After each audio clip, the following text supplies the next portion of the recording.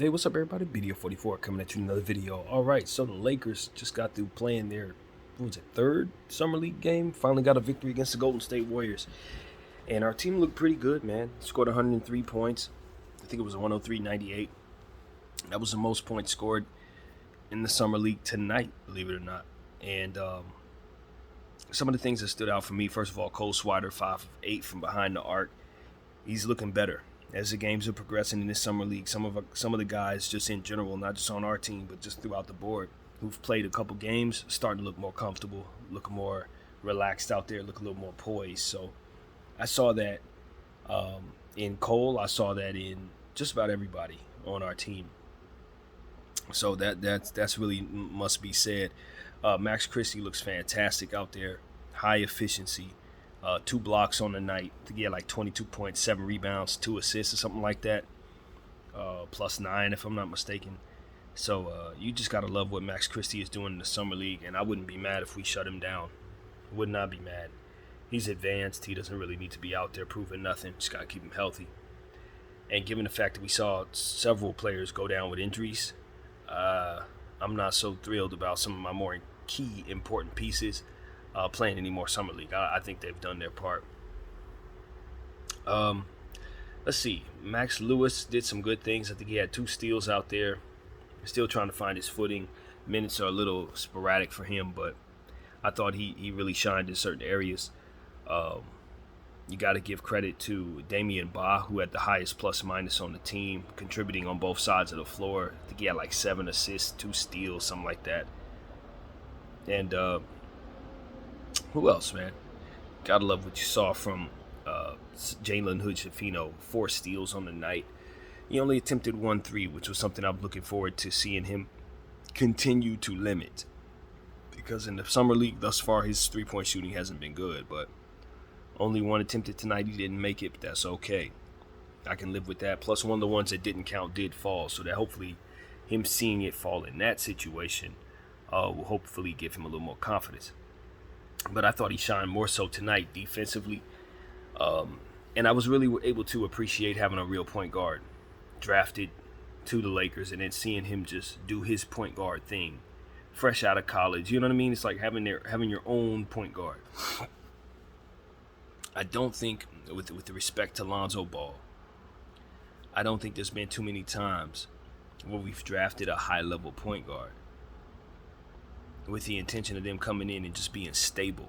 Usually we'll stumble into a guy like that, but we don't have him this high in the lottery to where you're drafting him to be a professional point guard. Not necessarily a superstar, but somebody who's going to know how to run your offense and how to adapt to new offenses if he needs to run it. I'm going to say this, and I'm going to mean it. I don't think the Lakers have saw much use for players like that while LeBron has been on the team. If anything, I think we've tried to stay away from players like that. And a lot of our point guards are kind of being more so about shooting the ball and then kind of passing secondary.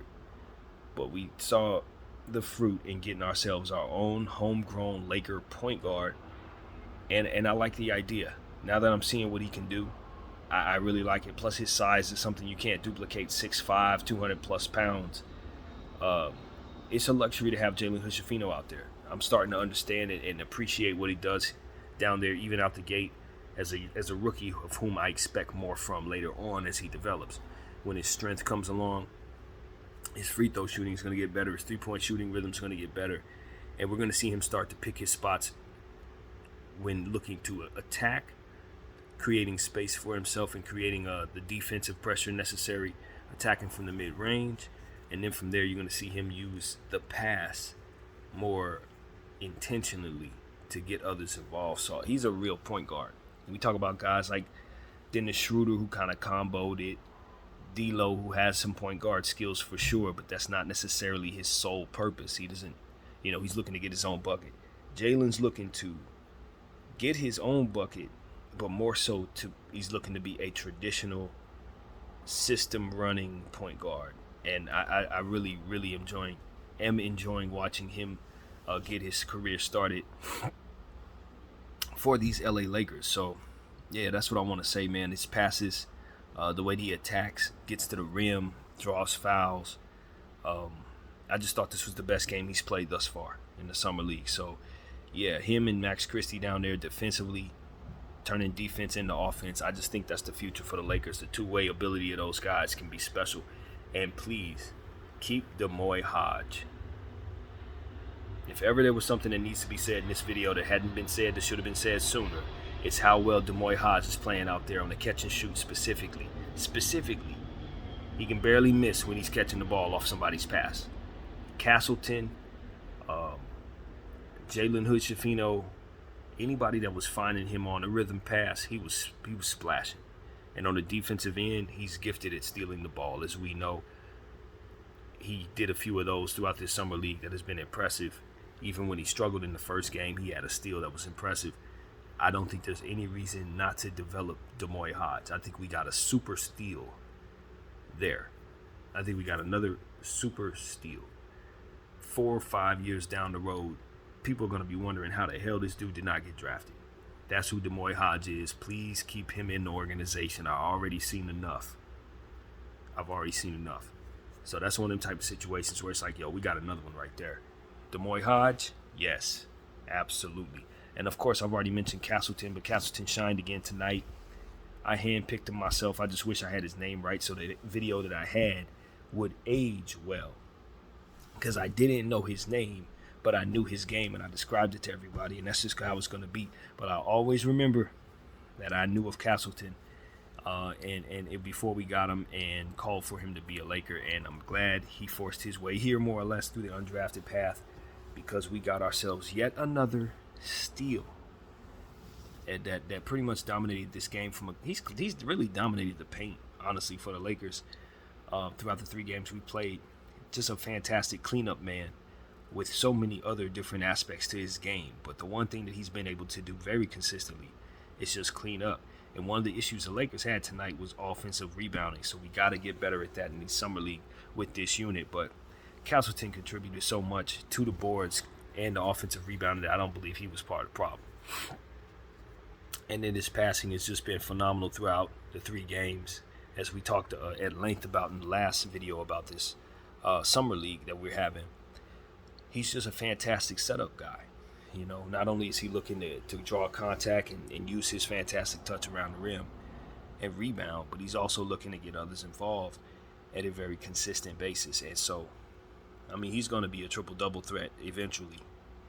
And I'm not sure we didn't find a very, very, very special piece yet again with the best scouts in the league, picking and plugging players, finding these guys that are undrafted, getting them in this situation. I just think the Lakers have hit so many different home runs in this category lately that we should be given a trophy or something for that. Just how we're finding talent. This summer league is no exception. Even though our games haven't been as victorious as tonight was, I think the upside of all of our talent has really been shining. And I just love all the guys we brought in, guys we got on two-way. Everybody's been balling out. And so that's what I want to say. I'm just really pleased with what I'm seeing from this team. And, you know, I think there's something to be said for the level that players are playing at. A guy like Castleton's a bit older than some of these dudes because he's, if I'm not mistaken, a 4-year guy or a 3-year guy. So he's a bit older than most of the rookies. And you look at a guy like Max Christie, who's a year in, who's been in the NBA weight room for a year. You can clearly see his game is elevated to a point where his confidence shows. He knows what he's doing. He's picking his spots. He's in the flow of the rhythm of the offense, all of that. You can tell he's been on an NBA team. And you get a guy like Max Lewis, who's struggling out the gate, not as certain of what he's doing, kind of making some mistakes. But you know, a year from now, Max Lewis is going to come back a polished player next year in the summer league, having had a year under his belt, knocking teams off and looking better, just like Max Christie is right now. So you can just see the levels of tiers where players are at, even though they're all rookies or all here to prove themselves. You can just see how some of the guys who are older are playing well, and some of the guys who are fresh and new to this are struggling and hesitant. So I think that's why you got to give credit to a Jalen Hood-Schifino with how well he's looked in these 3 games. because he hasn't had issues in terms of being able to be productive and ultimately approach the game and kind of produce in different ways. And so that's one of the things I want to say, that I just see a certain level of poise in him that makes it seem as if he's already been here. You know what I mean? And his height and his defensive intentions allow for some effective plays down there. You know, and that's the thing. I saw that in some of the highlights of him. I'm doing a little homework on him after we drafted him. I saw that his defensive stance and his defensive balance is really good. He isn't really celebrated as a two-way player. They just say that he's not deficient defensively, but what I see is defensive strengths, and they really shine tonight. And next to a guy like Max Christie, who also has those same strengths, man, our future is looking real bright. And you look at a guy like Austin Reeves, who's going to be on the floor with those guys a lot. Rui Hachimura, also a two-way guy. And then you look at Anthony Davis, who's going. I mean, that five-man rotation right there, I think is going to be able to get stops and then get in transition and score easy buckets against teams. You know, you add Demoy Hodge to that, you add LeBron James to that, you add another gifted defensive player in Cam Reddish to that, another defensive player in Vincent. You see what I'm saying? All of our guys, a good 70% of our talent plays both sides of the floor at a high level. You know what I mean? So there shouldn't be a reason why we don't not only stay one of the best defensive teams in the league, but we should also elevate into being one of the better shooting teams too, now that we've added so much talent in that way. So I saw Castleton attempt a three today. I was encouraged by that, even though he's not a good three-point shooter. If we have him shooting threes as a rookie, by the time we have him fully developed, he will at least be competent enough to hit that shot. So I want to see him continue to work on that. I don't care that he shot 16%. I don't care if he shoots 16% this year. We just don't need our our centers being bashful from behind the arc. So that was something that I'm not worried about. Just want him to work on it, put in the work, and you will get the results. Yeah, man, it's a lot of good. It was a lot of good out there today. Happy the Lakers got a victory. Santos and it was another guy for the Warriors that really stuck out tonight. It was Santos who balled out, and Lester Quinones. Those dudes really, really showed some upside tonight. Podziemski, B-Pod also was out there doing good things. So I like what I saw from the Golden State Warriors. I didn't see Trace Jackson Davis. I guess he's injured or something. I don't know what's going on there, but I was looking forward to seeing him run around. So, didn't see him. But all in all, I think that the Golden State Warriors have a couple prospects there that they should be interested in seeing more minutes given to. If they continue to play the preseason, the summer league the way they are, we should see those two, particularly Santos and Quinones, in the preseason, because those guys are nice prospects. That I'm certain of. So yeah, that is what I have to say, man. I was really thrilled by that one, even though the game started at like 9 o'clock at night. So I'm a bit on the sleepy side, given the fact that these games ain't been running that late at all. But nevertheless, we enjoyed some summer league basketball all day long, from the beginning to the end. I mean, you saw at Houston and Jabari Smith hit the buzzer shot earlier today to knock off the Blazers. I saw that Terry Eason gave the Blazers the Dame Lillard wave, that signature wave that he hit, that he did when he hit the game-winning shot, I think, on the Houston Rockets, if I'm not mistaken. So, that was a real signature moment. That was fun to see live. And of course, we were able to see Wembanyama and, the guys on that side of things, Brandon Miller. And, Wembanyama didn't look his greatest. I think what stood out for me was something that was said.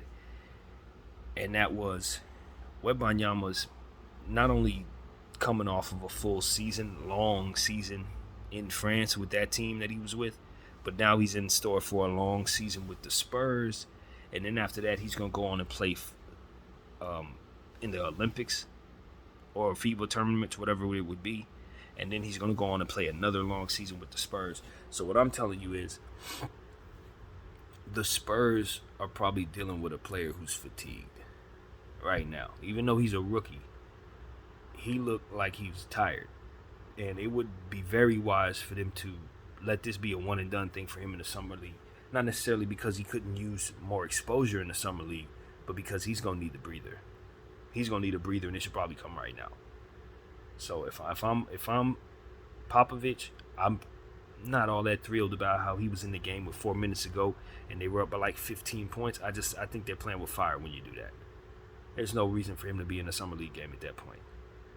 So I don't know what the score is there. Maybe they're trying to entrust in Wemby. Hey, we trust you. We know you can handle it. We believe in your body, so believe in yourself. That kind of thing. It ain't worth it. It ain't worth it. Now when you see Amen Thompson and Scoot Henderson both go down with injuries in the same night, in the same building, absolutely not. It's not worth it. So that's where I'm at, man. I might be a little too overly cautious with these youngsters, these 19-year-old kids, but they invest so much in these guys and they're worth so much to their teams. Much more than people even think, to be honest with you. When you start breaking down cap situations and stuff like that, a guy like Wembanyama is arguably the most valuable piece in the entire NBA. So that's why I'm like, yo, it's summer league, bro. You're up by $1 million. Get him out of the game. And I feel that way about our own young players too, on my Laker team. So it was a good night of basketball, man. It was other games being played as well. I didn't check on highlights on everybody as of yet, but I do want to see some of them. There's a kid I'm curious about over there in Cleveland by the name of Imani Bates. I just feel like the role will be available for him to show the world that he's the player that people thought he was before his stock started falling this past season for him. Because his name was one of the hottest names in town 2 years ago when they were talking about this draft. And now that it comes around, he was drafted in the back of the second round or something like that. And I'm telling you guys, he's landed in the perfect spot because Cleveland needs him because they don't have much anything else and on their bench. And that is the reality of it. He's going to be one of the most talented people coming off of that bench. And if he's as good as people say he is, he's gonna have a role like what he was hoping he would have had if he were a top pick. Essentially what I'm saying to you. I think he has a good a chance of getting real playing time as some of the guys who are in the top 20. Depending on their situation, probably even better chance. So sometimes it's not about how high you get drafted, it's about where your landing spot will be. And for a guy like Imani Bates, I do believe he might have landed in a great spot for himself. So that's what it's about. It's about fit and opportunities. And some guys just don't get the fit or the opportunity. And, you know, I'm curious to see how it works out for some of those guys in those worst situations that we've already talked about on previous videos. But we'll see. I'll tell you who stuck out to me today on the Charlotte side of things. And that was a young fella out of UCLA, Bailey. Amari Bailey. He looked pretty good.